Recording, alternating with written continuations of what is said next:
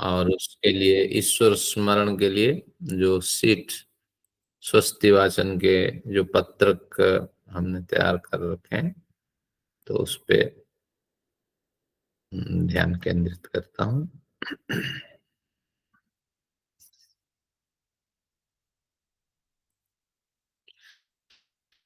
ये आज तीसरा मंत्र है, ये स्वस्ति वाचन का प्रकरण है आपका। तो ये आप सभी मंत्र मेरे साथ मैंने शेयरिंग कर ली, आप पाठ कर सकते हैं। ओम स्वस्ति नो मिमितामस्विना भगः स्वस्ति देव्यदितिरनर्वणः स्वस्ति पूषा असुरो दधातु नः स्वस्ति द्यावा पृथिवी सुचेतुना। एक बार और। ओम स्वस्ति नो मिमितामस्विना भगः स्वस्ति देव्यदितिरनर्वणः स्वस्ति पूषा असुरो दधातु नः स्वस्ति द्यावा पृथिवी सुचेतुना।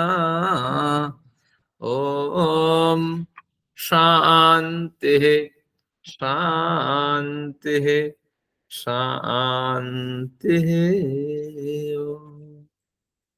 उस परम पिता को नमन है जिन्होंने हमें अवसर दिया है कुछ उनके गुणगान करने के लिए। तो आइए देखते हैं आज के मंगलाचरण में हमने किस तरह ईश्वर का स्मरण करने का विचार बनाया है। सबसे पहले भगः शब्द यहाँ ले लेते हैं। तो हमारी जो वेद की कक्षाएं होती थी, इस तरह ये सीट पढ़ाई जाती थी, तो कुछ आपको इसकी झलक अब इसे यहाँ दिख जाएगी। भगः, भगः, भग जो है भज धातु से बनता है, भजनीय। तो वह भजनीय परमेश्वर है। वह वही वह पिछले बार जो सनह पिते वसु नवे हमने पढ़ा था, वह जो अभी तक अप्राप्त है और हमेशा जो अव्यक्त बना रहता है, जो कभी हमारी पहुंच तक आ ही नहीं पाता है, या हम वहां तक नहीं पहुंच पाते हैं, हमसे जिसकी बड़ी दूरी है अभी तक, तो वह भगः यानी भजनीय परमेश्वर स्वस्तिनः मिमिता नः स्वस्ति मिमिता। मिमित मां धातु है, जो संस्कृत वाले हैं वो अवश्य जानते हैं। मां धातु के दो अर्थ होते हैं, एक तो शब्द है और मां माने। माने शब्द का अर्थ निर्माण, जिससे माता बनता है, माता शब्द बन जाता है। तो इससे माता निर्मात्री भवती, निर्माण करता है। तो वही माँ, यहाँ माँ से मिमित बनता है, मिमिताम। हाँ, मिमिताम, मिमाताम, मिमताम, इस तरह लोट लकार का प्रयोग है माँ धातु का। तो मिमिताम, मिमाताम, मिमताम। तो इसमें ईश्वर एक है तो एक वचन का प्रयोग है। भगः वह भजनीय परमेश्वर, नः स्वस्ति मिमिताम, हमारे लिए स्वस्ति का निर्माण करें, स्वस्ति का निर्माण करें, कल्याण का विधान करें। इस तरह हमने अर्थ लिया। और करे क्यों लिया, करें ले सकता था, लेकिन ये एक वचन का प्रयोग है भग, तो इसलिए हमारे लिए बंधन है, हम बहुवचन नहीं कर सकते। ऋषि को एक वचन अभिष्ट था, तो परमेश्वर को एक वचन कहते हुए बहुवचन का ही हमारा अभिप्राय ईश्वर समझे, तो ये अभिप्राय है। सम्मानार्थ में बहुवचन का प्रयोग हम लोग करते हैं। तो भगः नः स्वस्ति मिमिताम। अब भगः के बाद अब क्या बचा, अश्विना। ये अश्विनौ शब्द का लोप हो गया है, लोप हो करके अश्विना बना, औ का लोप हो करके आ हो गया है। तो अश्विना जब तोड़ेंगे शब्द को, अश्विना, दोनों अश्विनी कुमार। और अश्विनी कुमार कौन होते हैं, सारा हमारे एक कार्यकर्ता है, हमारे साथ काम करते हैं, कहते हैं सारी तो इसी की मेहरबानी है। तो इसलिए ईश्वर की ही मेहरबानी है, ये इन्हीं का नाम अश्विना है, अश्विनौ है, वही भग है।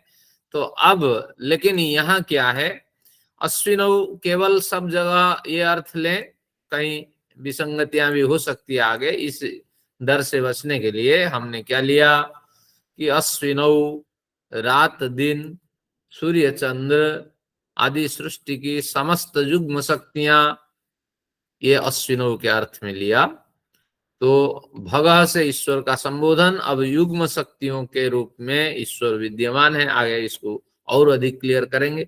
अभी तो प्राकृतिक शक्ति के रूप में आप इसको माने, तो दिन रात सूर्य चंद्र आदि सृष्टि की समस्त युग्म शक्तियां यहाँ अश्विनौ है, हमें कल्याण प्रदान करें। ये हमें कल्याण प्रदान करें कहाँ से लाएं कि पूर्व पंक्ति में जो बात कही गई है उसी बात को अध्याहार कर लेंगे, अध्याहार यानी ग्रहण कर लेंगे। तो अगर संस्कृत में शब्द बने तो क्या बनेगा कि अश्विनौ न स्वस्ति मिमाताम, यहाँ मिमिता में एक वचन में, दो वचन में मिमाताम, तो ये ध्यान रखिएगा, इस तरह अर्थ बनेगा। मैंने देखा कुछ भाष्यकार क्या करते हैं, अपनी मनमानी से इसमें अर्थ करते हैं, क्यों प्रयत्न करते हैं, अच्छे समझदार भाष्यकार हैं, पढ़े लिखे संस्कृत के विद्वान हैं, वो कहते हैं इसका अर्थ करते हैं, जब स्वस्ति नो मिमितम तब अर्थ कर दिया, एक वचन में भग के साथ अश्विनौ क्या कहते हैं कि भगः अश्विनौ मिमाताम, भगः अश्विनौ मिमिताम, भग अश्विनौ को रात दिन और सूर्य चंद्र आदि को भली भांति हमारे लिए निर्माण करें। हमें कोई हानि नहीं अर्थ में, लेकिन द्वितीय अर्थ दो वचन में अश्विनौ नहीं बनेगा, ये एक समस्या है ना। तो इसलिए अश्विनौ रूप चलाइए, आगे द्यावा पृथ्वी आएगा कि उत्तम ज्ञान से युक्त होकर द्यावा पृथ्वी का भी निर्माण हमारे लिए करें। द्यावा पृथ्वी का भी दो वचन में यही अर्थ नहीं होगा, द्यावा पृथिव्यौ बनेगा। तो इसलिए इनको भ्रांति हो जाती है, लिखना और टीका करना वर्षों जिसका अभ्यास नहीं है वो नहीं कर पाएगा, ये आपको ध्यान रखना है। तो उन्होंने देखा द्यावा पृथ्वी, देखिए नदी रूप चलाइए, नदी नद्यो नद्य, नदीम नद्यो बनेगा। अब द्यावा पृथ्वी को इस तरह अर्थ करते हैं ये, तो ये निरर्थक प्रयास है। चलिए कुछ मैंने संकेत कर दिया, तो भाष्यकार से बचें, ये सब गुमराह करते हैं, जो जितनी छोटी छोटी किताब छपती है ना, सब ऐसे ही लोग हैं, आपको गुमराह करने वाले होते हैं। चलिए, जो बढ़िया अर्थ हमने प्रयत्न किया संगति भाष्य आदि से लगा करके वही आपको दिया। भगः भजनीय ईश्वर हमारे लिए स्वस्ति कल्याण का संपादन करें, और अश्विनौ अश्विन कुमार दोनों, अश्विन कुमार यानी समस्त युग्म शक्तियां सृष्टि की, इनको दो अश्विन कुमार के रूप में ग्रहण कर लिया गया। तो ये भी हमारे लिए स्वस्ति मिमाताम, स्वस्ति का हमारे लिए विधान करें, स्वस्ति हमारे लिए प्रदान करें। इस तरह एक साधक अपने आत्म कल्याण के लिए ईश्वर का भी स्मरण करता है, साथ में प्राकृतिक जितनी शक्तियां हैं उनसे भी प्रार्थना करता है। आगे क्या कहता है, दिव्यदिति रनर्वण, यहाँ बड़ी भ्रांतियां हुई है। पहले बिना भाष्य देख के जो अर्थ मैंने कहा था उस अर्थ को अब मैं वापस लेता हूं, क्योंकि बिना भाष्य देखे, बिना सीट में उतरे आप बढ़िया ढंग से अर्थ नहीं कर पाएंगे वेद के। देखिए क्या कहता है, देवी अदिति, अनर्वण पुल्लिंग शब्द है, ये पुषा के साथ जुड़ेगा, तो इसीलिए यहाँ केवल देवी अदिति इतना ही अर्थ आएगा। तो देवी अदिति, अदिति अखंडनीय शक्ति वो परमपिता, और दूसरी कोई अदिति थोड़ी है, तो वही परमपिता हमारे लिए कल्याण का विधान करें। ये स्वस्ति नः मिमिताम, मिमाताम और मिमताम, ये इस तरह जहां जैसी जरूरत है वहां लगती चली जाएगी। तो यहाँ भग भजनीय ईश्वर हमारे लिए स्वस्ति प्रदान करें, अश्विनो हमारे लिए स्वस्ति प्रदान करें, देवी अदिति हमारे लिए स्वस्ति प्रदान करें, ये पहली पंक्ति का अर्थ है। पहली पंक्ति से एक अनर्बण शब्द बचा था, उसको भी ले लेते हैं। अनर्बण पूषा, अनर्बण अर्बन गति अर्थ में, तो गति रहित पुष्टिकर्ता ईश्वर, ईश्वर कहीं गति थोड़ी करते हैं, इनको कहीं बाजार थोड़ी जाना है, सब्जी लेना थोड़ी है, न्याय दर्शन पढ़ने के लिए बाजार साहब जी से थोड़ी आना है, तो इसलिए ईश्वर अनर्वण है, गति रहित है। तो इसलिए अनर्वण पुष्टिकर्ता ईश्वर, पूषा यानी पुष्टि, पोषण प्रदान करने वाला, हर तरह के पोषण वो हमें प्रदान करते हैं, तो वह ईश्वर। अनर्वण पूषा असुर। अब असुर शब्द का अर्थ जो सुर नहीं है वो असुर है, दुष्ट है, आप जानते हैं सब।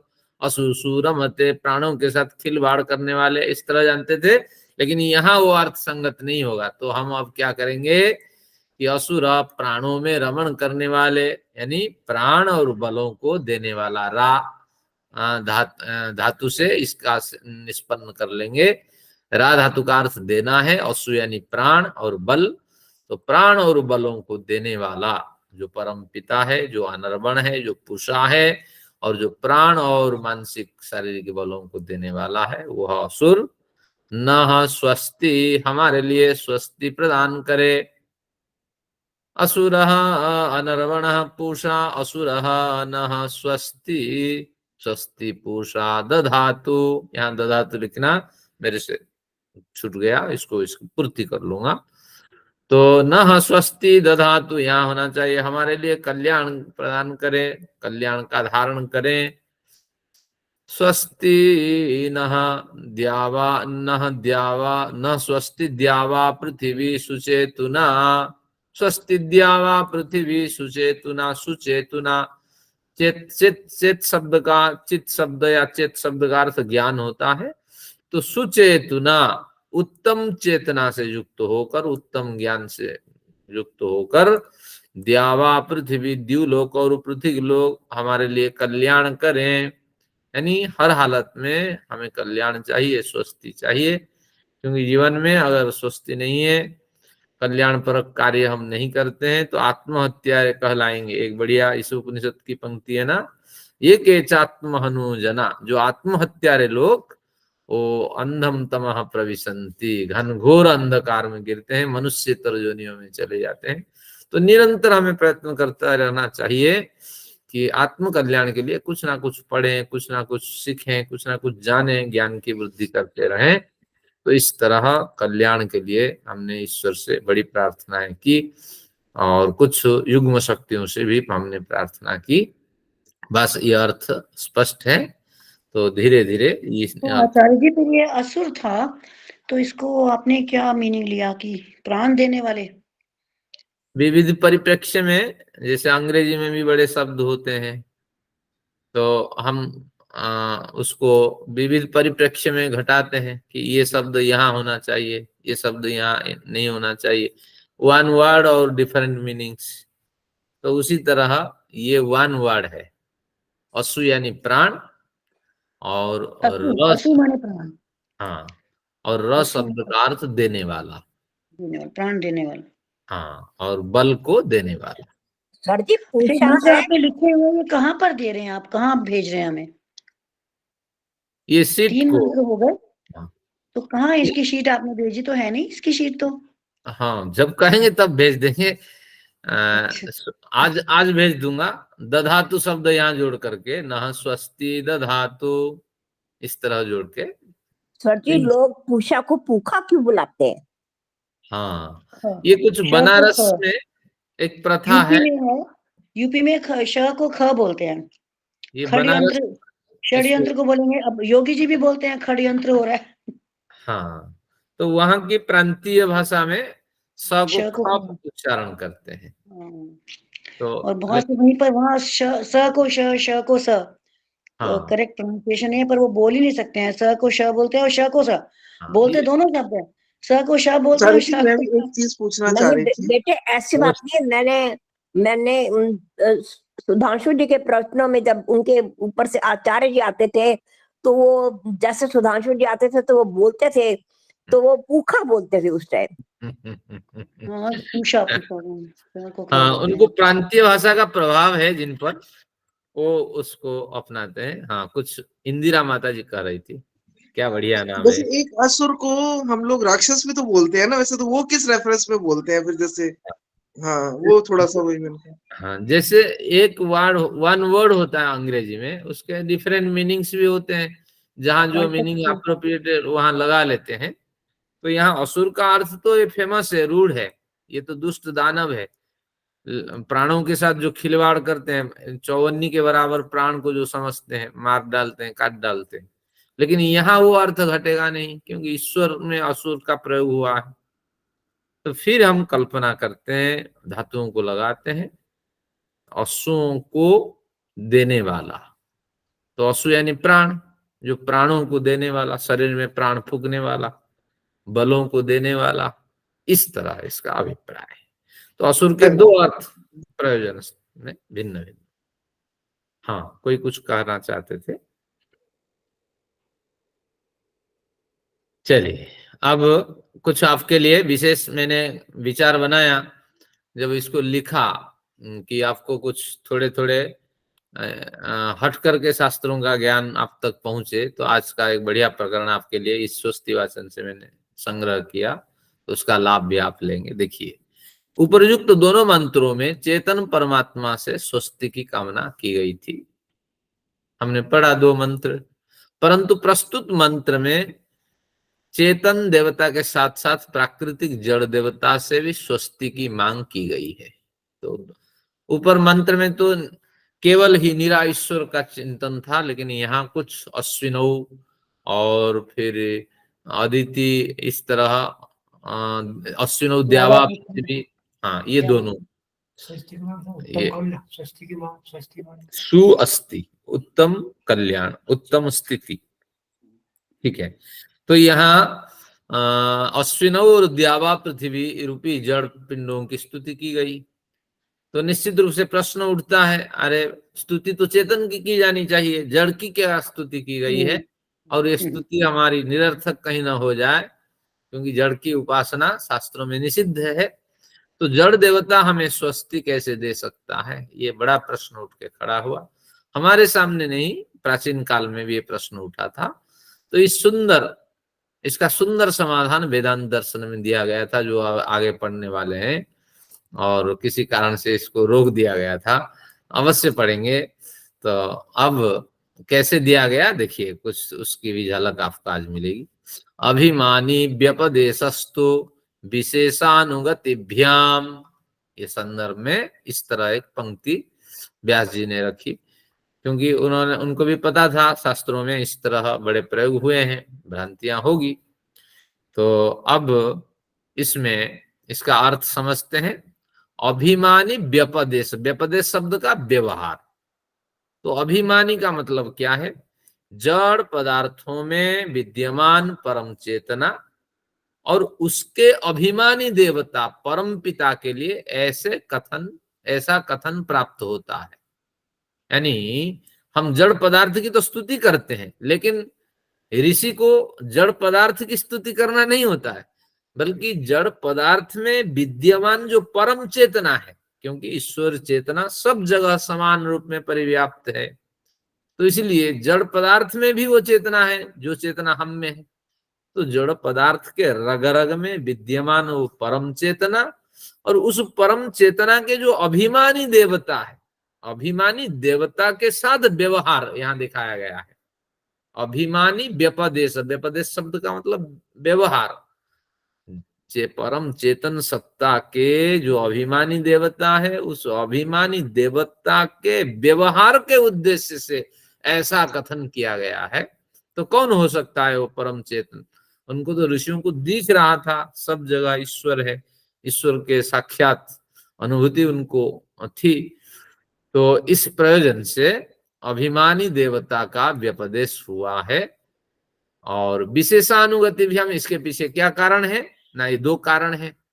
ऋषियों ने इस तरह परम चेतना के अभिमानी देवता उस परम पिता को जड़ पदार्थ में भी देखा और फिर उन्हीं की स्तुति की। तो इसके 2 कारण रहे कि विशेष और अनुगति, विशेष वर्णित विषय का विशेष कथन हो जाए। जो कहना चाहते हैं, जिस माहौल में व्यक्ति रहेगा तो उन्हीं उदाहरणों को देगा ना। तो इसलिए मनुष्य इसी को पढ़ेंगे जिस परिवेश में ऋषियों ने जीवन जिया है। तो वर्णित विषय का विशेष कथन हो जाए, मनुष्यों के समान वो स्तुति करके, जैसे मनुष्य राजा आदि की स्तुति करते हैं, जो बड़े संभ्रांत व्यक्ति होते हैं उनकी स्तुति करते हैं, तो इसी तरह उन्होंने उन्हीं की शैली से विशेष विषय का कथन करना उन्होंने प्रयत्न किया।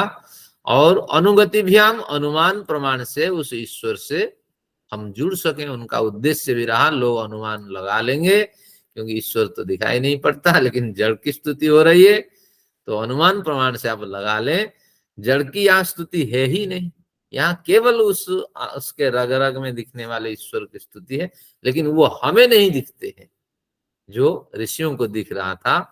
तो ये जो ग्लानि है वो अनुभव करें, और इन आलंकारिक कथनों का यही उद्देश्य है। यानी व्यास जी ने इसको बिल्कुल स्पष्ट किया, ऋषियों ने निरर्थक श्रम नहीं किया। तो अब प्रश्न उठता है, कुछ देखते हैं इस पे कैसे कैसे चर्चाएं हुई है। तो कुछ संस्कृत पंक्तियां मैं आपके सामने रखता हूं, और बड़ी सरल पंक्तियां हैं, कठिन नहीं है, संस्कृत देख के लोग भागते हैं। अब बजाज साहब थोड़ी परेशान है क्योंकि ये सीट बजाज साहब का आज निकाल नहीं दिया, तो ये स्वस्ति वाचन की सीट अभी मिल जाएगी। औषधे त्रायस्वैनम, अभी तो केवल आपने अश्विनों और द्यावा पृथ्वी को सुना था। वेद में आप पढ़ेंगे, ब्राह्मण ग्रंथ में पढ़ेंगे, एक पंक्ति आती है, औषधे त्रायस्वैनम, हे औषधि, एनम त्रायस्व, हे औषधि, इस व्यक्ति को तुम बचाओ, इस व्यक्ति की तुम रक्षा करो। इस तरह पंक्ति आती है। औषधि यहाँ जड़ पदार्थ है, तो उसकी तुम स्तुति करोगे, हाथ जोड़ोगे, तो इति दर्भ विषय, दर्भ यानी कुशा, कुशा एक पवित्र औषधि है, उसके सेवन से कई तरह की बीमारियां नष्ट होती हैं, आयुर्वेद बताता है। तो उस औषधि के निर्माण के समय पर इस तरह पंक्तियों का पाठ करने का निर्देश है ब्राह्मण ग्रंथों में। तो कहते हैं ये तो निरर्थक स्तुति है, दर्भादि पदार्थों का औषधि निर्माण के समय पर इस तरह अगर उनकी स्तुति करना, ये निरर्थक स्तुतियां हैं। शंका उठाई जा रही है, स्वधिते मैनम हिंसी, हे स्वधित यानी फरसा, तुम मुझे मत मारो, मारो तो दुष्टों को मारो। अरे मारो या न मारो ये तो अलग बात है, कौन मारने वाला वो जानता है, और वो जड़ पदार्थ है फरसा, और उससे तुम प्रार्थना करते हो कि मुझे मत मारो, मेरी गर्दन मत काटो, काटो तो शत्रुओं के गर्दन काटो, दुष्टों के गर्दन काटो। इति खूर विषय, खूर विषय, खूर यानी जो धारदार हथियार, उसको खूर कहते हैं, शूर कहते हैं। और इसी का एक अपभ्रंश हो गया जो आपका उसरा है, उस जो दाढ़ी जिससे नाई बनाता है। चलिए, श्रृणो तो ग्रावाण, हे ग्रावाण पत्थर तुम मेरी बात सुनो। इति पाषाण विषय, इस तरह पत्थर के विषय में स्तुतियां हैं, एक तो औषधि की स्तुति, एक तो हथियार की स्तुति, एक पत्थर की स्तुति। एतेषु अचेतनानां दर्भखूर पाषाणानां चेतनवत् संबोधनम श्रूयते। तो कहते हैं यहाँ इन तीनों की स्तुति में, दर्भ के स्तुति में, खूर की स्तुति में, पाषाण की स्तुति में क्या होता है कि अचेतन पदार्थ की स्तुति सुनी जाती है। तो निश्चित रूप से ये गलत है। कैसा गलत है? दो चंद्रमा साविती, दो चंद्रमा अगर कोई कहे, धरती की दो चंद्रमा है, तो जैसे वाक्यवत ये वाक्य जैसे निरर्थक है, दो चंद्रमा थोड़ी हो सकती है। तो उसी तरह एक तो ईश्वर की स्तुति करो, फिर ये दर्भ खुर पाषाण आदि जो मिले उसकी स्तुति करो। तो इस तरह स्तुति हम किसकी करें? साई की करें या राम की करें या कृष्ण की करें या राधा की करें, पता नहीं, और संतोषी की करें। तो वही बात कही, दो चंद्रमसाविति वाक्यवद विपरीतार्थ बोधकत्वाद अप्रामाण्यम, ये विपरीतार्थ होने से अप्रामाण है। अगर इस तरह कोई शंका रखें तो समाधान क्या होगा ना, जो समाधान अभी हमने वेदांत में पढ़ा था, औषध्यादि मंत्रेष्वपि चेतना एव तद अभिमान देवता। औषधि आदि मंत्र जो हमने अभी ऊपर पढ़ा, औषधे त्राय स्वयं शृणुत ग्रावाण आज जो पढ़ा, उसमें चेतना भी विद्यमान है, उस परम चेतना, और तदभिमानी देवता भी वहां आत्मज्ञानी को दिखता है। तो तेन तेन नामना संबोध्यते, इसीलिए तो उनका संबोधन हुआ है औषधि आदि के रूप में। वहां विद्यमान जो चेतना है उसका नाम रख दिया गया कि औषधि रूपी है परमपिता, हे पत्थर रूपी परमपिता। तो वहां उनको ऋषियों को इस तरह वो अनुभूत होते थे। तो तास्य देवता भगवता बादरायणेन अभिमान व्यपदेशस्तु, बादरायण ऋषि के द्वारा बताया गया कि अभिमानी व्यपदेशस्तु, इस सूत्र के द्वारा बादरायण ने उन देवताओं की स्तुति की है। तो इस तरह जब कभी आप वेदादि शास्त्र अध्ययन करने जाएंगे तो पहले ऋग्वेद भाष्य भूमिका पढ़ना पड़ेगा सायणाचार्य की। तो वहां उन्होंने सभी शास्त्रों को किस तरह संगति बैठाना है उन्होंने इसकी चर्चा की है। ये एमए क्लास में जो वेद विभाग लेके पढ़ते हैं वे लोग पढ़ते हैं, ताकि जिनको ये अवसर नहीं मिला तो इस थोड़ा इसका लाभ ले लें। अब इस बात की पुष्टि में निरुक्त भी वही कहता है, मनुष्यवत देवता अभिधानम, देवताओं की हम कैसे अभिधान करें, कैसे स्तुति करें, कैसे नाम आदि उनका नाम आदि की संगति लगाए ना मनुष्यवत, जैसे मनुष्यों के साथ हमने व्यवहार किया है, मनुष्यों के साथ व्यवहार होता है, ऐसी देवताओं की स्तुति करो। और ऐसा ही होता है कि मानवीकरण अलंकार है, तो उस अलंकार के माध्यम से हम अपनी जो आस्था है, अपना जो विश्वास है वहां ईश्वर तक व्यक्त करें और ईश्वर को अनुभव करने का प्रयत्न करें। तो वेदों में इंद्र अग्नि आदि देवताओं के नाम, उनके व्यवहार मनुष्य के समान देखा जाता है। यह विषय प्रतिपादन एक शैली है। इस शैली से, क्योंकि मनुष्य अपने ही तरह किसी स्तुति करेगा ना, तो कहाँ और लाएगा, विषय कहाँ से लाएगा।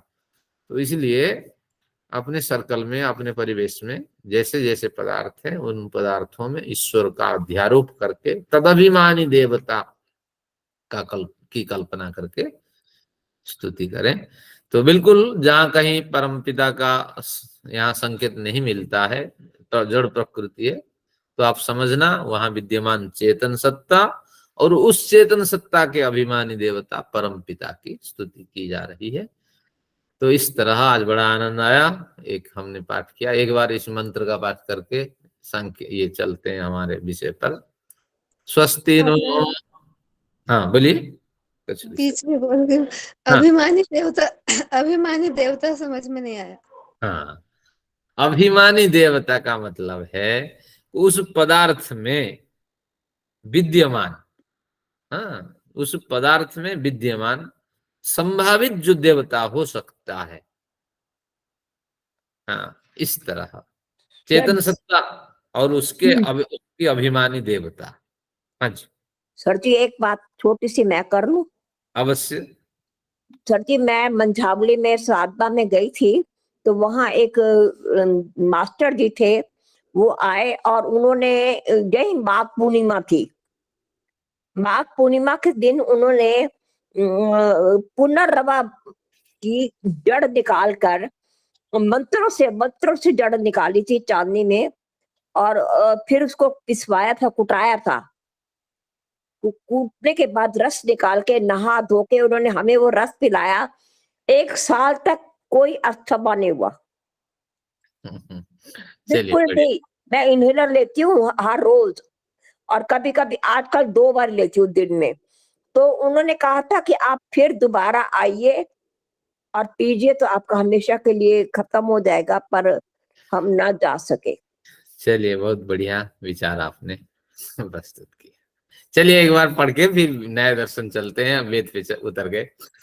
ओम स्वस्ति नो मिमिता आमस्विना भगः स्वस्ति देव्यदिति इरानर्वणः स्वस्ति पूषा असुरो दधातु नः स्वस्ति द्यावा पृथिवी सुचेतुना।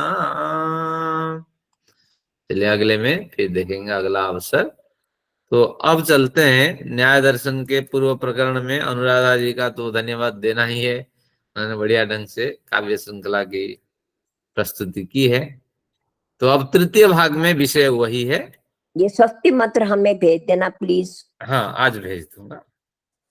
अब देखते हैं 33 नंबर सूत्र आप निकालिए बजाज साहब, 407 नंबर पृष्ठ है। अब 33 में कहा प्रणिधान लिंगादि ज्ञानानाम अयुगपद भावादयुगपत् स्मरणम। प्रणिधान लिंगादि ज्ञानानाम अयुगपद भावादयुगपत् स्मरणम। प्रणिधान, अब ईश्वर प्रणिधान आपने सुन रखा है, तो अब एक प्रणिधान शब्द ईश्वर को हटा दीजिए। तो प्रणिधान का क्या अर्थ है? प्रकृष्ट रूप से, नियम पूर्वक, धान संबंधित विषय में चित्त को एकाग्र करना। प्रकृष्ट रूप से यानी उत्तम रूप से, नियम पूर्वक, संबंधित विषय में चित्त को एकाग्र करना, वो प्रणिधान कहा था। ईश्वर प्रणिधान का मतलब ईश्वर ही प्रमुख ध्येय विषय है। जब ईश्वर में नियम पूर्वक और भली भांति जितना बढ़िया आपसे हो सके, तो उतने बढ़िया पवित्र मन और स्नान शौच आदि से निवृत्त हो करके जब आप ईश्वर में मन लगाते हैं, तो वो ईश्वर प्रणिधान कहलाता है। या कर्म करते हुए पवित्र भावना के साथ जब कर्म करते हैं, तो शास्त्रों का अध्ययन करते हैं, तो ईश्वर प्रणिधान होता है। वो एक अलग प्रकरण है योग दर्शन का। अब यहाँ तो केवल प्रणिधान है, यानी संबंधित विषय में चित्त को, मन को एकाग्र करना है। आगे क्या कहा? प्रणिधान लिंगादि ज्ञानानाम, लिंगादि ज्ञानों का, लिंगादि ज्ञान, लिंग यानी धूम रूपी लिंग से लिंगी जो अग्नि का ज्ञान होता है, तो इस तरह लिंगा प्रणिधान और लिंगादि ज्ञानों का व लिंगादि ज्ञानों से क्या होता है? हमें स्मृति का ज्ञान होता है। अयुगपद भावादयुगपद स्मरणम। अब ये पंक्ति बाद में लगाएंगे। तो प्रणिधान के द्वारा लिंग आदि, आदि की बात भी आगे आएगी, तो लिंग आदि ज्ञानों के द्वारा हमें स्मृति ज्ञान की प्राप्ति होती है। यानी बड़े कर्म हमने किए हैं, कर्मों के संस्कार हमारे बैठे हैं चित्त में, तो ये संस्कार से हम स्मृति कैसे प्राप्त करते हैं? ज्ञान, संस्कार, स्मृति।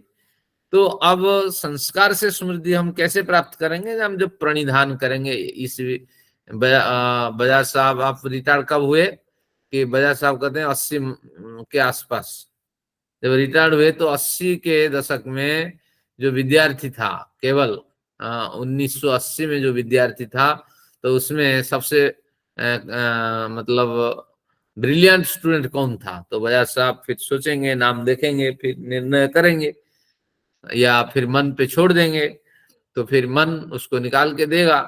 तो अब यही कहते हैं कि प्रणिधान बजाज साहब ने करना शुरू किया, तब हमें स्मृति का ज्ञान मिला।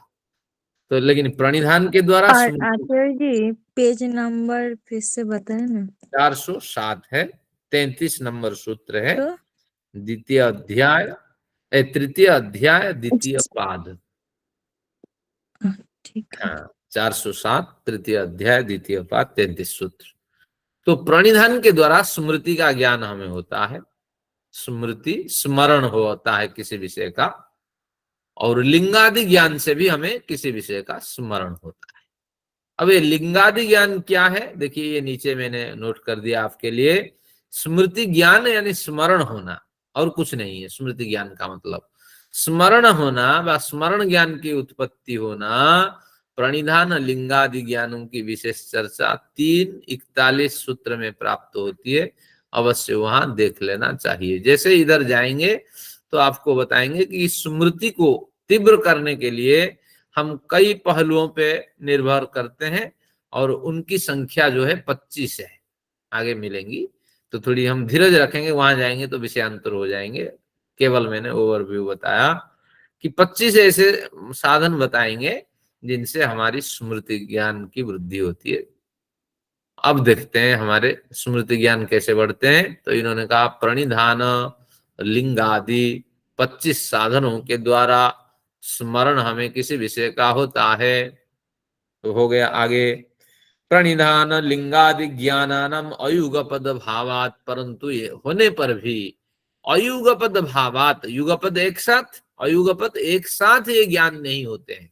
यानी प्रणिधान का भी ज्ञान हो जाए, 25 साधनों से लिंगादि 25 साधनों से भी हमारे सारी स्मृतियां तीव्र हो जाए, स्मृति संबंधित सारे ज्ञान आ जाए, ये अयुगपद भावात एक साथ नहीं हो पाता है। तो इसलिए ये सभी प्रणिधान और लिंगादि जो साधन है एक साथ उत्पन्न नहीं हो पाते हैं, तो इसलिए अयुगपत स्मरणम, तो एक साथ उनका स्मरण हम नहीं कर पाते हैं। तो आत्मा के सम्मुख ये सभी साधन एक साथ उपस्थित नहीं हो पाते, अतः हमें सभी प्रकार के स्मरण ज्ञान की प्राप्ति एक साथ नहीं होती है। सूत्र समझ में आया? प्रणिधान लिंगादि ज्ञान साधन स्मरण ज्ञान का कारण है। प्रणिधान लिंगादि ज्ञान रूपी जो साधन है अयुगपद भावात एक साथ उत्पन्न नहीं होते हैं मन में। जब एक साथ उत्पन्न नहीं होते हैं तो मन सभी विषयों को ग्रहण नहीं कर पाता है। उत्पन्न हो भी जाए तो मन ग्रहण भी नहीं कर पाएगा, क्योंकि अणु परिमाण वाला मन है। तो ये सिद्धांति अपना एक सिद्धांत रखता है, फिर इस पे चर्चा करेंगे। तो इस तरह सिद्धांत ने रखा, और ये 2:41 आज देख लेना क्या क्या है, उसके संदर्भ पढ़ लेना। उदयवीर जी ने बड़ी टिप्पणी इसमें की है, मैं थोड़ा नजर डाल रहा था आज लिखते वक्त, तो अब देखेंगे जब वो प्रकरण आएगा। तो अब भाष्य सार में कुछ प्रश्न रखेंगे इस विषय पर। वैदिक साहित्य आत्मा को देह के भीतर मानता है, और वह फिर दृश्य, ये वो फिर हृदय के भीतर। आत्मा कहाँ होती है? हृदय के भीतर। तो इसलिए सारा संस्कार आत्मा में समाविष्ट रहता है। वही मन की स्थिति होने से आत्मा मन संयोग की स्थिति बड़ी आसानी से वहां बनी रहती है। तो इस तरह ये निष्कर्ष है पूर्व प्रकरण का। तो इस कारण से क्रमशः एक उदार वृत्ति की ही स्मृति हमारे अंदर उत्पन्न होती है। तो एक समय में एक उदार वृत्ति की उत्पत्ति होती है, ये ध्यान रखना। योग दर्शन जब पढ़ते 4 तरह की वृत्ति बताई गई थी। क्या क्या वृत्ति? उदार, हाँ क्या क्या है? विच्छिन्न, उदार, प्रसुप्त, प्रसुप्त तनु, विच्छिन्नोदारा, तनु प्रसुप्त वृत्ति बड़ी सोई हुई वृत्ति है। तनु, हाँ, तनु वृत्ति जो क्षीण होती होती दिखाई पड़ती है, प्रसुप्त तनु। विच्छिन्न वृत्ति जो बीच बीच में टूट जाती है फिर जुड़ जाती है, और उदार वृत्ति जो सक्रिय बनी रहती है। तो किसी विषय के बारे में आपने सोचा, वो उदार वृत्ति है। और वो उदार वृत्ति अगर दुख देने वाली है, उसको कैसे हटाएंगे ना? पहले उदार वृत्ति पे हम क्या करेंगे? विच्छिन्न का प्रयोग करेंगे, उसको टुकड़े टुकड़ों में बांटेंगे कि वो वृत्ति भूल जाए, वो वृत्ति भूल जाए, कोई एक नया बहाना बनाएंगे। तो फिर बहाना के कारण वो उदार वृत्ति में थोड़ा गैप रहेगा, बार बार वो विचार नहीं उठेगा, तो बस विच्छिन्न हो गया। जब विच्छिन्न हो गया, अब हम तनु करेंगे, ये विच्छिन्नता को और अधिक बढ़ा देंगे, तो बस वो कृश हो जाएगा, क्षीण हो जाएगा, वो वृत्ति क्षीण होती चली जाएगी। और फिर प्रसुप्त, फिर बिल्कुल वो वृत्ति आखिर जा करके सो जाएगी, यानी वो वृत्ति हमारे जीवन में जागेगी नहीं। ये क्या उदाहरण देखिए, कितने दिनों से आप क्रोध नहीं कर रहे हैं, आपने विचार रखिए, क्योंकि आपने प्रयत्न किया क्रोध नहीं करूंगा, कुछ भी हो जाए मुझे गुस्सा व्यक्त नहीं करना। तो अभी क्रोध आपका प्रसुप्त है, लेकिन वृत्ति गई नहीं है। वृत्ति है, माहौल मिलते ही वो भड़कने वाली है, लेकिन अभी सोई हुई है। तो इस तरह असत्य को कितने दिन हो गए आपने छोड़ दिए, तो बिल्कुल वो प्रसुप्त है। तो इस तरह तो ये कहा कि क्रमशः जो वृत्ति हमारे मन में चलती रहती है, ये उदार वृत्ति है। तो एक समय में मन में एक उदार वृत्ति ही उठती है। आज देखते हैं, अगर कवर नहीं होता है तो छोड़ देंगे, जो बचेगा अगली बार ले लेंगे। तो अब ये बात यही रही कि ये भाष्य की बात, भाष्यकार की बात है। अभी तो सूत्रकार को हमने समझा, सिद्धांति का पक्ष को भी समझ लिया कि अनेक स्मृति के कारण होते हैं, सारे कारण एक साथ उत्पन्न नहीं होते हैं, जिसके कारण से मन सभी ज्ञान को ग्रहण नहीं कर पाता है। तो एक ये दिया हमारे सामने विचार कि आत्मा हृदय के अंदर रहती है, और आत्मा में उदार वृत्ति एक समय में एक वृत्ति उठती है जो उदार है, जिस विषय पे ज्यादा चर्चा होती है, जो अभी नजदीक है, क्रियमाण कर्म के साथ साथ जो विचार चलता है, तो वही वृत्ति उभरती है, उस वृत्ति का नाम उदार। अब एक शंका उठ के, परिधान आपने लिया, इसका अर्थ मतलब यहाँ ये हुआ कि जब आप एकाग्र कर रहे हैं किसी विषय में ज्ञान को, तो एक ही विषय पर एकाग्र होगा। एकाग्र का मतलब ये है कि आप एक ही विषय पर करेंगे तभी एकाग्र। हाँ एक पर ही अग्र होना तो नेचुरली उसका मतलब ही है कि एक ही विषय लेंगे एक बार में। तो ये यही, मतलब प्रणिधान का है यहाँ पे। हाँ हुँ। प्रणिधान का यही अर्थ है। और तो वो फिर तो कोई युगपत होगा ही नहीं। बिल्कुल। हाँ। अब एक शंका मन में उठी, किसकी? भाष्यकार के मन में शंका उठी। सूत्रकार तो कुछ नहीं बताया। क्या शंका है? कि प्रतिभा से उत्पन्न ज्ञान के समान प्रणिधान लिंगादि ज्ञानों के बिना भी स्मृतियां चित्त में एक साथ उत्पन्न हो सकती हैं। अब भाष्यकार कहते हैं, इसको सूत्र बना दिया उदयवीर जी ने, कोई बात नहीं, लेकिन उनको वो पांडुलिपि मिली थी उस हिसाब से सूत्र के रूप में, लेकिन हमारी पुस्तक में ये जो है हमारे भाष्यकार के विचार है। प्रतिभा से उत्पन्न जो ज्ञान है वो प्रातिभ ज्ञान है, और प्रातिभ ज्ञान के समान प्रणिधान और लिंगादि ज्ञान, स्मरण के दो साधन बताए थे। प्रणिधान से स्मरण होगा, नहीं तो लिंगादि ज्ञान से स्मरण होगा। थोड़ा लिंगादि ज्ञान समझा देता हूँ। प्रणिधान तो अनुराधा जी ने क्लियर कर दिया, किसी विषय में एकाग्र करेंगे तो स्मरण होगा। और लिंगादि ज्ञान का उदाहरण है, हमने देखा सामने एक टेबल पड़ी है, बस टेबल को देख करके मुझे याद आ गया, या आ गई, क्या आ गई, कि मेरी टेबल की जो पैर है वो तो टूटी हुई है, मुझे तो वो खाती को बुलाना था, उसको ठीक करना था। लेकिन तभी तक दिन भर वो ज्ञान नहीं हुआ। लेकिन जब लिंग को मैंने देखा, यानी एक साधन कुछ देख लिया, तो मुझे स्मरण हो गया मेरी टेबल की जो टांग है उसको बनानी है, ठीक करनी है। तो इसको कहते हैं लिंग आदि ज्ञान। तत्काल साधन से वो ज्ञान उत्पन्न हो जाता है। तो पढ़ेंगे, वो आनंद आएगा जब पढ़ेंगे वो प्रकरण। तो प्रणिधान और लिंगादि ज्ञान के बिना भी स्मृतियां चित्त में एक साथ उत्पन्न हो सकती हैं। यानी प्रतिभा ज्ञान बिना प्रणिधान और लिंग से उत्पन्न हो जाता है। तो उसी तरह प्रणिधान लिंगादि ज्ञान के बिना जैसे प्रतिभा ज्ञान उत्पन्न हो जाता है, तो उसी तरह स्मृति ज्ञान भी उत्पन्न हो जाए, हमें स्मरण भी हो जाए। हम क्यों प्रणिधान और लिंगादि को कारण मान करके स्मृतियां उत्पन्न करें? भैया साहब समझ में आया? नहीं आया। यानी प्रतिभा कुछ ज्ञान होता है। क्या प्रतिभा ज्ञान? ये भी क्लियर करना चाहिए कि प्रतिभा के बल पर कुछ प्रतिभा, जो साधक होते हैं, योगी होते हैं, जो कुछ प्रबुद्ध व्यक्ति होते हैं, उनमें कुछ ज्ञान दिखाई पड़ता है। और कैसे दिखाई पड़ता है? एक उदाहरण है, मैं नाम लेना चाहूंगा। मैं जब वेद पढ़ने गया गुरुकुल, तो वेद मंत्र हम आवृत्ति करते थे हाथ हिला करके। तो उस समय मैं था कितना, 16 साल का था, लेकिन एक बालक आया था 5 साल का, उसका नाम था रमाकांत। और जब मंत्र पढ़ाया जाता था, हमें मंत्र याद नहीं होते थे, और वो एक दो बार सुन करके याद कर लेता था, 5 साल का लड़का। हम हैरान रहते थे, हम भी 5-10 थे।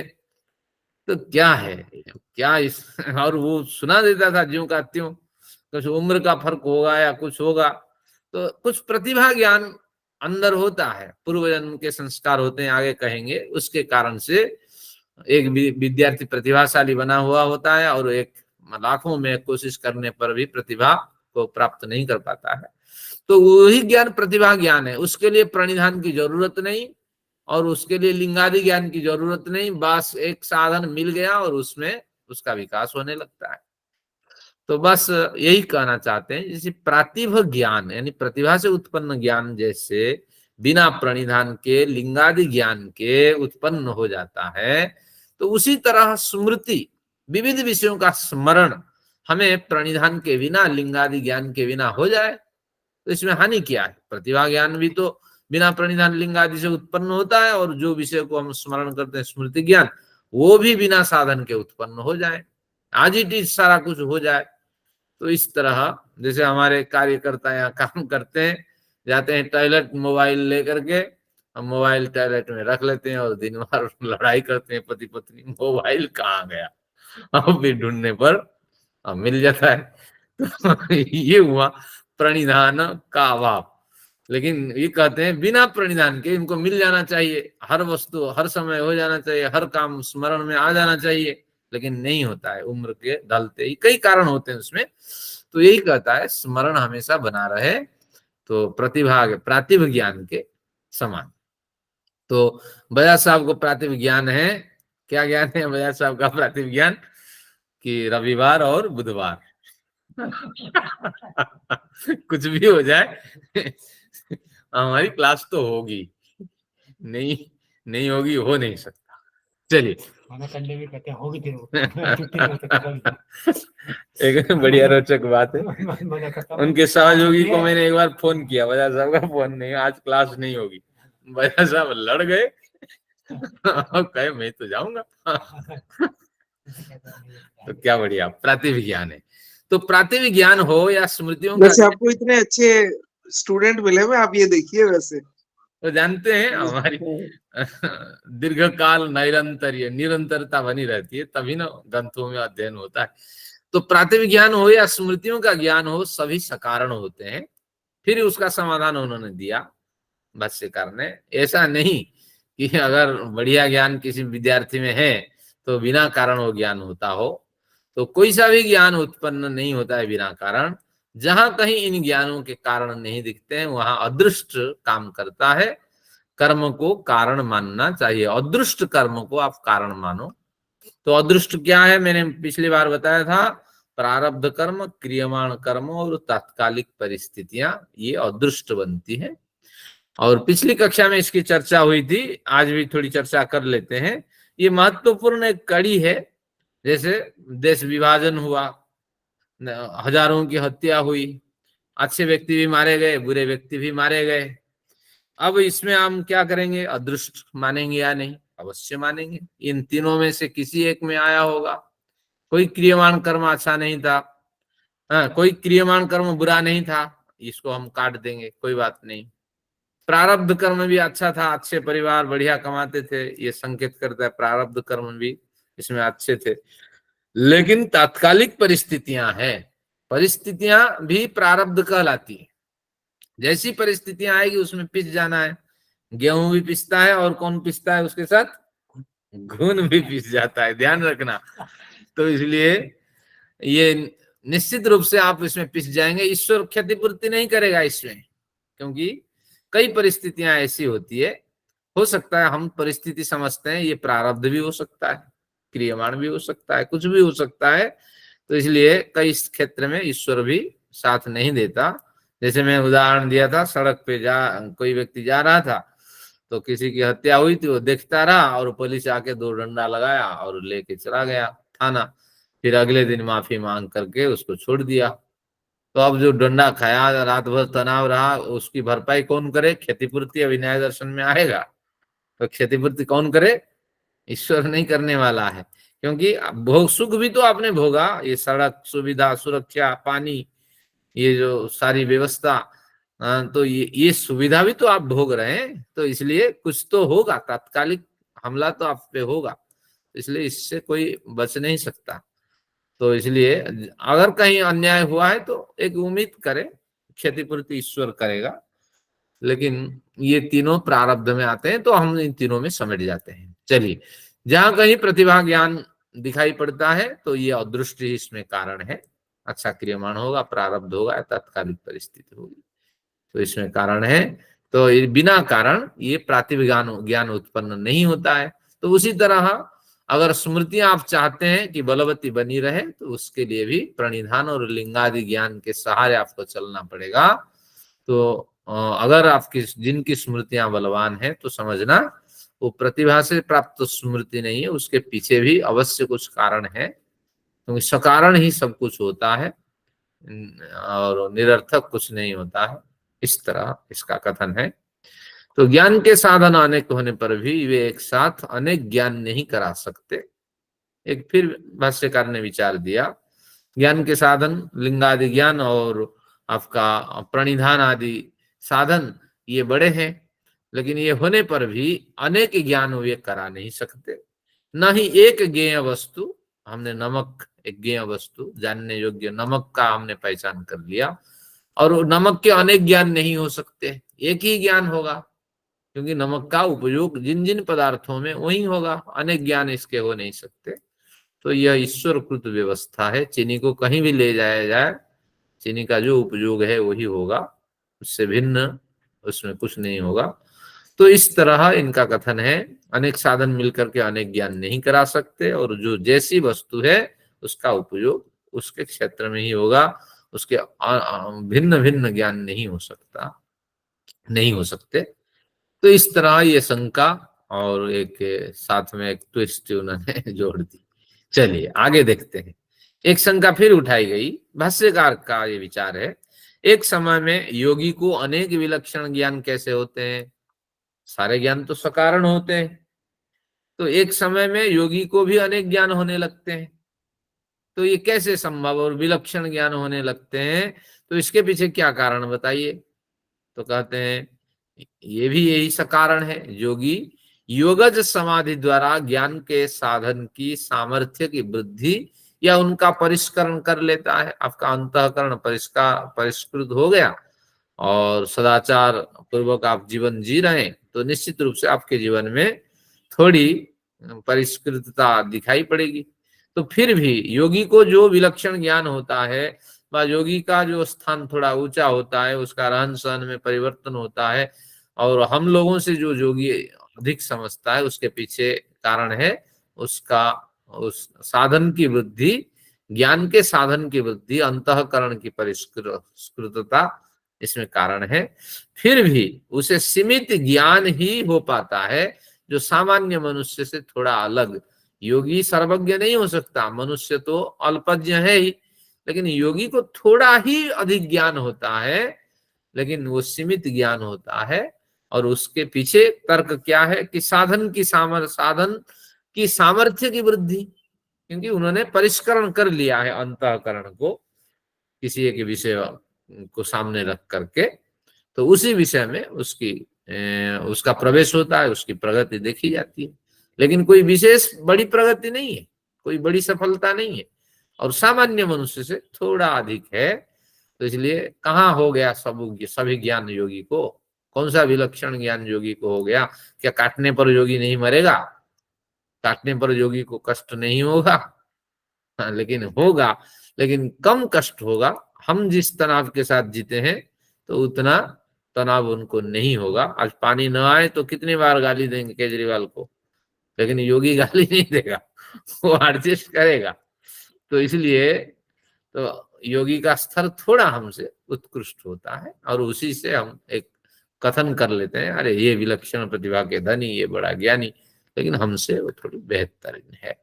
इस तरह ये पहला सूत्र का हमने अध्ययन कर लिया, और इसी में हमारा समय चला गया। एक सूत्र और लेके सिद्धांति को आज दूसरा था आचार्य जी, 33वां हो गया था, ये 34वां दूसरा था ये। हाँ, अच्छा, इसको आप नहीं गिन रहे हैं दूसरा? हाँ, वो नहीं गिन रहे, मैं अपनी पुस्तक के साथ चलता हूँ। फिर नंबर फिर फर्क हो जाएगा। मेरी बुक में मेरी 34 नंबर दिया हुआ है इसका, इसको आप नहीं गिनेंगे फिर 34?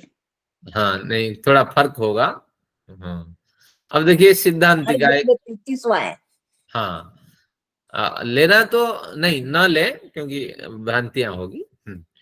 अब एडिशन के हिसाब से फर्क आया होगा। तो 34 नंबर यानी जो सूत्र है आपके सामने, मेरे सामने जो 34वां सूत्र है, वो सूत्र है आपका ज्ञस्य इच्छा द्वेष निमित्तत्वा दारंभ निवृत्त्योः। ज्ञस्येच्छा द्वेष निमित्तत्वादारंभ निवृत्त्योः, इस तरह एक सूत्र है, पृष्ठ है 411 नंबर पे। ज्ञस्य यानी ज्ञातु, ज्ञाता के। तो ज्ञाता कौन है, जानने वाला कौन है शरीर में? ज्ञाता चेतनात्मा की, चेतनात्मा की क्या होता है? इच्छा द्वेष निमित्तत्वाद, इच्छा और द्वेष रूपी कारण के सक्रिय रहते, क्योंकि इच्छा द्वेष प्रयत्न सुख दुख ज्ञान, ये 6 लक्षण है आत्मा के। इच्छा द्वेष प्रयत्न 3, सुख दुख ज्ञान। तो कहते हैं चेतन आत्मा की इच्छा द्वेष रूपी कारण के सक्रिय रहते क्या होता है? आत्मा में किसी वस्तु का आरंभ तथा किसी वस्तु की निवृत्ति करने की क्रियाएं देखी जाती है। आत्मा किसी वस्तु को ग्रहण करती है, किसी वस्तु को छोड़ती है। इसके पीछे क्या कारण है? ना ज्ञ में, जानाति इति ज्ञाता, तो ज्ञाता में इच्छा द्वेष रूपी कारण के सक्रिय रहते, ज्ञाता इच्छा द्वेष से जुड़े रहने के कारण अनेक वस्तुओं का आरंभ करता है और अनेक वस्तुओं की निवृत्ति करता है। ये आरंभ शब्द का अर्थ है ग्रहण करना, निवृत्ति शब्द का अर्थ त्याग करना। ये आरंभ निवृत्ति कह करके एक कुल्हाड़ी की बात करेंगे, तो इसलिए उनको अच्छा लगा आरंभ निवृत्ति लगा रखें ताकि एक नया विषय भी क्लियर हो जाए, आगे क्लियर करेंगे। तो ज्ञाता चेतनात्मा के अंदर इच्छा द्वेष विद्यमान रहने के कारण वही निमित्त बनता है किसी वस्तु की का आरंभ करने में, किसी वस्तु को आसक्ति पूर्वक ग्रहण करने में और किसी वस्तु को द्वेष पूर्वक त्याग करने में। वही निमित्त बने रहते हैं इच्छा और द्वेष। ये सिद्धांति के दो सूत्र लगातार हुए। तो अनेक ज्ञान एक साथ उत्पन्न नहीं होंगे अपने साधनों के साथ, और आत्मा में इच्छा द्वेष होने के कारण किसी वस्तु को ग्रहण करती है और किसी वस्तु को त्याग कर देती है। अब इतना सुनते ही एक ले लेते हैं, हाँ एक और जा सकता है, एक ले लिया सूत्र, क्योंकि पूर्व पक्षी के थोड़ा विचार सुन लेते हैं। पूर्व पक्षी क्या कहना चाहेगा? पूर्व पक्षी ने तुरंत आत्मा ही प्रवृत्त करती है, आत्मा ही निवृत्त करती है किसी भी काम के लिए। हाँ, तो इससे क्या क्या हम अपने जो चल रहा है हमारा प्रसंग प्रकरण, उससे क्या इसमें लिंक कर रहे हैं? चलिए फिर अगला रोकते हैं। तो इसमें क्या प्रकरण है कि जैसे न्याय दर्शन हम पढ़े थे, युगपत तो का हम चला रहे हैं ना सारे में, युगपत नहीं होता, युगपत नहीं होता। हाँ, तो उससे इसमें आत्मा ही प्रवृत्त करती है, आत्मा निवृत्त करती है, मतलब वो एक ही है, तो वो एक ही बार में एक ही चीज को लेगी, एक को ही आसक्त करेगी, एक को ही निवृत्त करेगी क्या? किसी वस्तु को ग्रहण करना आरंभ शब्द से इन्होंने कहा है। हाँ हाँ, अब इसमें क्या है कि ज्ञान जैसे होगा उसमें सुख दिखेगा, तो ज्ञान ऊपर रखिए, उसके राइट हैंड पे सुख रख लीजिए, तो ज्ञान सुख हो गया। साथ साथ फिर उसी के नीचे रख लीजिए इच्छा, ज्ञान सुख इच्छा और नीचे रख दीजिए प्रयत्न। ये चार सीक्वेंस बन गए। ज्ञान राइट हैंड पे उसका रख दीजिए सुख, और उसके नीचे रखिए इच्छा और आखिर में रखिए प्रयत्न। तो ज्ञान जैसे होगा उसको आत्मा को सुख दिखाई पड़ेगा, तो ज्ञान से सुख का अनुभव होगा। सुख के अनुभव होने से इच्छा होगी कि अरे सुख मेरे से न छूट जाए, तो फिर इच्छा होने के कारण फिर प्रयत्न होगा कि अरे कुछ प्रयत्न किया जाए, तब फिर उस सुख को भली भांति भोगा जाए। ये हो गए चार। इसी तरह फिर घुमा दीजिए, ऊपर रखिए ज्ञान, फिर ज्ञान से लेफ्ट हैंड साइड पे रखिए दुख। ज्ञान से पता लगा इसमें दुख है, जब दुख है तो फिर द्वेष होगा। द्वेष का मतलब विरोध भाव उत्पन्न होगा, इसको कभी करना ही नहीं है, माँ की कसम इसको छोड़ देना है, माँ की कसम। तो ज्ञान दुख और द्वेष, और द्वेष के प्रयत्न करते रहना चाहिए कि किस तरह छूट जाए, किस तरह छूट जाए, किस तरह छूट जाए। तो सभी ये जो क्रियाएं, जो इच्छा और द्वेष, ये क्या करते हैं, हमें प्रयत्न से जोड़ते हैं और इनके ऊपर सुख दुख होते हैं, और ये सुख दुख तय होता है ज्ञान के आधार पे। जिसको जो ज्ञान है वो उस ज्ञान को वो समझता है वास्तविक ज्ञान है, उसके हिसाब से उसको सुख दिखाई पड़ता है, दुख दिखाई पड़ता है। लेफ्ट हैंड साइड पे हमें जो दुख दिखाई पड़ता है उनको सुख दिखता है, धोखा देना, छल करना, बेईमानी करना, इनको सुख दिखता है वहां, और वो ज्ञान उनके मस्तिष्क में बैठा हुआ है। तो इसके कारण फिर इच्छा होती है अरे ये सुख हमसे न छिन जाए, तो तरह तरह के प्रयत्न करते रहते हैं, तमाचे लेके, तमन से लेकर के, मोटरसाइकिल के बैठ करके ये सब काम करते हैं। मुझे तो कल फोन आया, मैं इंस्पेक्टर विजय कुमार बोल रहा हूँ, आपका बेटा है? मैंने कहा नहीं ना भाई होगा। मैंने कहा मैं भी तो पुलिस कमिश्नर हूँ। तो बस इस तरह वहां उनको ज्ञान बैठा हुआ है, सुख दिखता है, इच्छा है, प्रयत्न है।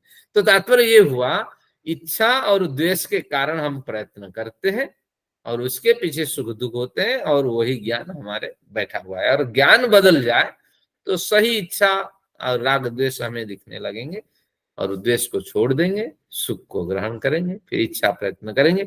और ये सारी क्रिया चेतन व्यक्ति कर सकता है, चेतन व्यक्ति कर सकता है। हाँ, ये इसका अभिप्राय है।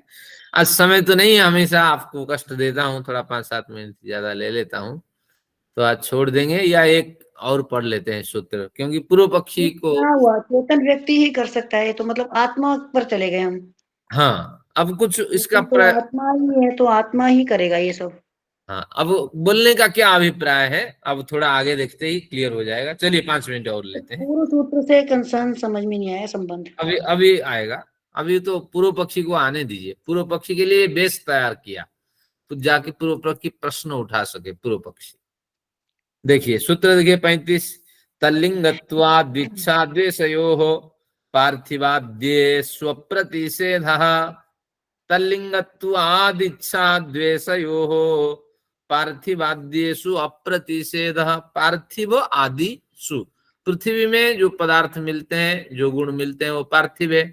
तो पृथ्वी के अंदर 4 गुण तो मिल जाते हैं। क्या क्या मिलते हैं?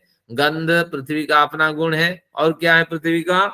तेज भी है, और रस भी है, और रूप भी है, और शब्द गुण भी आकाश का इसके जर्रे जर्रे में है। तो पार्थिवाद्येषु, इन चारों से बना, पार्थिव कणों से बना जो शरीर है, शरीर तो पार्थिव है ना, इंद्रिया अहंकारिक है, अहंकारिक और भौतिक है, लेकिन शरीर तो पार्थिव है, पृथ्वी से बना हुआ है। तो अब कहते हैं कि पार्थिवाद्येषु, पृथ्वी आदि में निश्चित रूप से चेतनता दिखाई पड़ेगी। क्यों दिखाई पड़ेगी? क्योंकि किसी कार्य को करने के लिए जब शरीर अपने अवयवों के साथ प्रवृत्त होता है, तब शरीर का आरंभ होता है, क्योंकि सुख दिखता है, तो इसलिए इच्छा होती है, और उस ओर भागता है, प्रयत्न करता है। तो इच्छा के कारण शरीर की प्रवृत्ति मानी जाएगी। ये प्रवृत्ति कहाँ दिखाई पड़ी बजाज साहब? पनीर पकौड़े लेने कौन गया? शरीर गया ना। तो निश्चित रूप से शरीर में प्रवृत्ति हुई, क्योंकि अभी चर्चा चली ना, इच्छा किस में जागी? शरीर में जागी। जब इच्छा जागी तो निश्चित रूप से शरीर ही क्रिया कर रहा होता है। तो इसी तरह जब किसी दुखद परिस्थिति से बचने के लिए शरीर पीछे हटता है, कहीं छिप जाता है, तब उसे शरीर की निवृत्ति हम मानेंगे। आरंभ निवृत्ति 2 शब्द ले रहे हैं, जिसका अर्थ द्वेष हुआ। द्वेष होने के कारण वो उस जगह का त्याग कर दिया, उस सोसाइटी को छोड़ दिया। तो इस तरह ये सारी क्रियाएं की किसने की? न शरीर ने की, क्योंकि शरीर हटा और शरीर वहां पहुंचा। तो इससे स्पष्ट हो जाता है कि आरंभ और निवृत्ति, इच्छा और द्वेष शरीर के धर्म है। पृथक एक आत्मसत्ता को शरीर मानकर इच्छा द्वेष को उसका धर्म बताना कहां कहां तक न्याय है? सारा काम तो शरीर कर ही रहा है, क्योंकि हट रहा है शरीर और जुड़ रहा है शरीर। और सारा जब शरीर कर रहा है, और जो अदृश्य आत्मा की बात कर रहे हैं, जो है ही नहीं, तो उसको मान करके, तुम आत्मा मान करके क्यों निरर्थक श्रम करते हो? तो इसलिए निश्चित रूप से पार्थिवाद्येषु अप्रतिषेधः। तो जो चेतनता है, वो पार्थिव परमाणुओं से बने शरीर का निर्माण जो हुआ था, उनमें चेतन शक्ति तो थी ही, उन परमाणुओं में, जो इस शरीर संघात में इच्छा देश को प्रकट कर रही है। तो इसलिए उसी को चेतन माने, और ये आत्मा रूपी चेतन सत्ता को छोड़ दे। तो इस तरह इसमें चर्चा आगे होगी। तो फिर आगे चर्चा आएगी, आगे नहीं पढ़ेंगे। 3:2:36 में कहेगा, कुलाड़ी में भी आरंभ और प्रयत्न देखा जाता है, क्योंकि कुलाड़ी जब चोट मारती है तब उसमें आरंभ होता है, जब चोट हट जाती है, थक जाता है आदमी, तो चोट नहीं मारती है कुल्हाड़ी, तब फिर वहां उसके बाद निवृत्ति होती है। तो बस कुल्हाड़ी जड़ है और शरीर भी जड़ है, तो उसको चलाने वाला तो कोई दूसरा होता है कुल्हाड़ी को, तो शरीर को भी कोई चलाने वाला होगा। इस तरह तर्क आएगा, तो निश्चित रूप से फिर आत्मा तक पहुंचेंगे। फिर उसी आत्मा में ये ज्ञान आदि गुण रहता है। ये इनका कथन है। विषय का सार इस तरह हमने आज रखा। चलिए, धन्यवाद आपका। अनुराधा जी ने बढ़िया ढंग के साथ इसको सुना, कार्य सुनकर बढ़िया बनेगी। आइए शांति पाठ करके सत्र पूरा करते हैं, फिर कुछ चर्चा कर लेंगे। ओम देव